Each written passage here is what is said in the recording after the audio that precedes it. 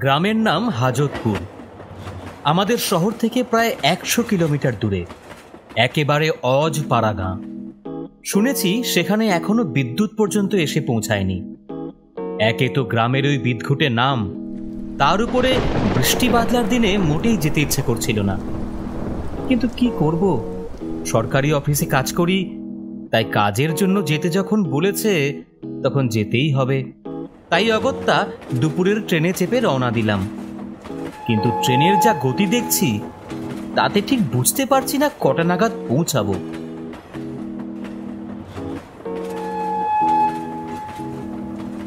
অবশেষে ট্রেন এসে থামলো স্টেশনে।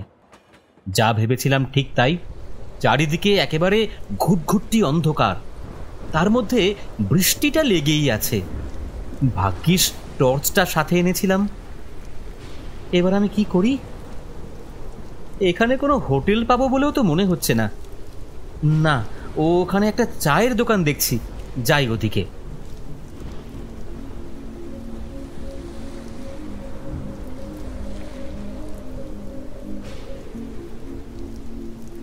শুনছেন, হাজতপুর গ্রাম পঞ্চায়েতটা কোন দিকে বলতে পারবেন? এখন কিভাবে সেখানে যাব? বাবু বোধহয় নতুন বুঝি? হ্যাঁ, আজই এলাম এই ট্রেনে। কেন বলুন তো? না, এখন হাজতপুর পঞ্চায়েত যাওয়ার কথা বললেন তো তাই।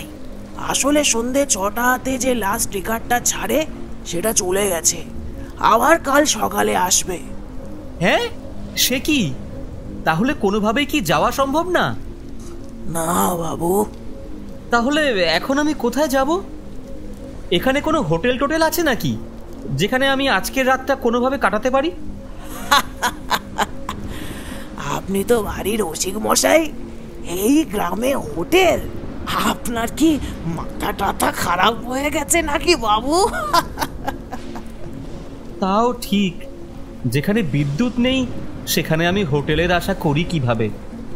এত কি ভাবছেন শুনি? ভাবছি এত বড় রাতটা কাটাই কোথায়। দেখুন বাবু, কিছু মনে করবেন না।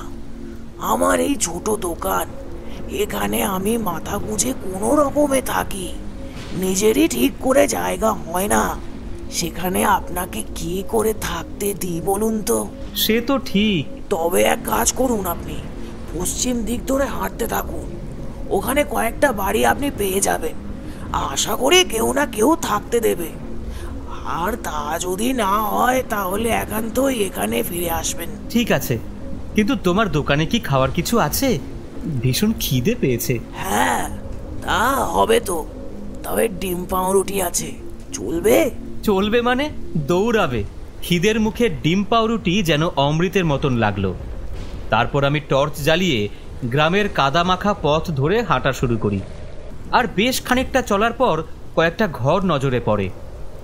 যাক বাবা, শেষমেশ বাড়িগুলোর দেখা পেলাম। যাই, এই বাড়িটায় গিয়ে জিজ্ঞেস করি। এই যে শুনছেন, আমি কলকাতা থেকে এসেছি। শেষ ট্রেকারটা বেরিয়ে গেছে, তাই গন্তব্যে পৌঁছাতে পারিনি। খুব বিপদে পড়ে এসেছি। আমাকে একটু আজ রাতটা থাকার জায়গা দেবেন? আমার কথাগুলো কেউ দরজা খুলে শুনল, আবার কেউ দরজা বন্ধ করে, কিন্তু কেউই রাজি হলো না। কেনই বা হবে? একটা অজানা অচেনা মানুষকে জায়গা দেওয়ার মানেই হয় না। এইভাবেই ঘুরতে ঘুরতে আমি যখন প্রায় আশা ছেড়েই দিলাম, তখন একটু দূরে একটা বাড়ি আমার নজরে পড়ে। বাড়িটা বেশ বড়, কিন্তু পোড়ো। কিন্তু তাতে কি, নেই মামার থেকে কানা মামাই ভালো। একবার গিয়ে জিজ্ঞাসা করেই দেখি। শুনছেন? কেউ আছেন? শুনতে পাচ্ছেন? কেউ কি আছেন? আমি অনেক দূর থেকে আসছি, একটু থাকার জায়গা পাবো কি? না, কেউই তো কোনো কথা শুনছে না। একবার দরজায় কড়া নেড়ে দেখি।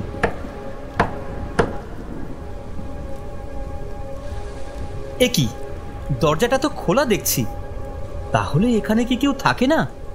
ভালোই হলো, তাও বার কয়েক এদিক ওদিক দেখে ঘরে ঢুকেই পড়লাম। যা থাকে কপালে, অন্তত বৃষ্টি বাদলের থেকে মাথাটা বাঁচাতে পারবো। বাড়িতে ঢুকে দেখলাম নিচের তলায় 5টা ঘর, দরজা জানলা প্রত্যেকটারই ভাঙাচোরা, কিন্তু একটা ঘরের দেখলাম ঠিকঠাক আছে, তার মধ্যে একটা তক্তপোষ। যাক, এই ঘরটাতেই কোনো রকমের রাতটা কাটাই। ভালো করে ঘরের টর্চটা জ্বালিয়ে ঘরের চারদিকটা দেখে নিলাম, না কিছুই নেই। তারপর তক্তপোষের ধুলো ঝেড়ে শুয়ে পড়লাম। সারাদিনের ধকলের পর শুতেই চোখটা যেন বন্ধ হয়ে এলো। Please, please, for God's sake, leave them. They are very poor people. ওদের জন্য তোমার দরদ যে উঠলে উঠছে, বেশি দরদ দেখালে তোমাকেও মরতে হবে। হঠাৎ চেঁচামেচিতে আমার ঘুমটা ভেঙে গেল। কিন্তু আমি কি দেখছি? এরা কারা? আমিই বা কোথায়? এটা তো একটা ব্রিটিশ আমলের ঘর। সাহেব মেম ঝগড়া করছে, আর 5টা গ্রামের মানুষ হাত পা বাঁধা অবস্থায় পড়ে আছে। আমি আজ কারোর কথা শুনবো না। এরা ট্যাক্স দেয়নি, তাই এদের মরতে হবে। তুমি আমাকে বাধা দেবে না। No, no, no, don't do that. তারপর পরপর 5টা গুলির আওয়াজ।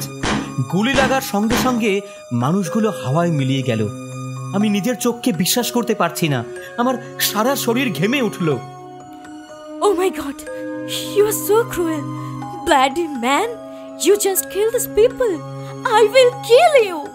ঠিক তখনই ঘটে গেল এক আশ্চর্য ঘটনা।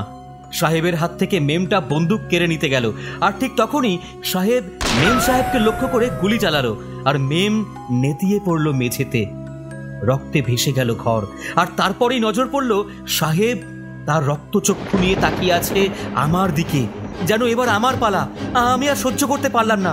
বিছানা থেকে উঠে ঊর্ধ্বশ্বাসে দৌড়তে লাগলাম। কতক্ষণ দৌড়েছি জানি না। জ্ঞান যখন ফিরল, আর কিছু লোক আমার দিকে তাকিয়ে, আমি আমি কোথায়? এই তো জ্ঞান ফিরেছে। কি হয়েছিল মশাই? ভয় পাবেন না, আপনি ডাক্তারের চেম্বারে। গ্রামের কিছু মানুষ আপনাকে রাস্তার মাঝখানে অজ্ঞান অবস্থায় পেয়েছে, তাই ধরাধরি করে এইখানে এনেছে। এখন বলুন তো কি হয়েছিল? একটু আশ্বস্ত হয়ে তাদেরকে গত রাতের ঘটনা খুলে বললাম, আর সব শুনে তারা বলল, খুব বাসা ভেসেছেন মশাই। ওটা একটা ভুতুরে বাড়ি। সবাই বলে ওটা এক ইংরেজ সাহেবের বাগান বাড়ি ছিল। যেসব গ্রামবাসীরা কর দিত না, তাদের ওখানে হাজত করে রেখে গুলি করে মারত। সেই থেকেই এই গ্রামের নাম হাজতপুর। কিন্তু হলে কি হবে, ওই বাড়ির এত দুর্নাম যে আজও লোক ভুল করে ওই বাড়ির দিকে যায় না। শোনা যায় যারা সাহস করে থাকার চেষ্টা করেছে তারাও কোনোদিন বেঁচে ফেরেনি। আপনি যে কি করে বেঁচে গেলেন সেটাই আশ্চর্যের ব্যাপার।